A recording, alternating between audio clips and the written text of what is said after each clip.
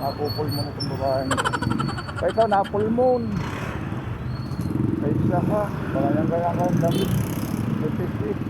Pag napulmon ka talaga ka, kawawa ka. Gusto pa naman ngayon ang ubo.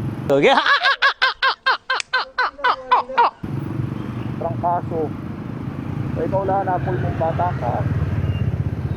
Kaya siya. Aba mapupulmon ka niyan. Ito on apple.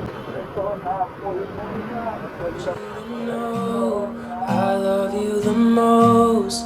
I'll always be there right by your side.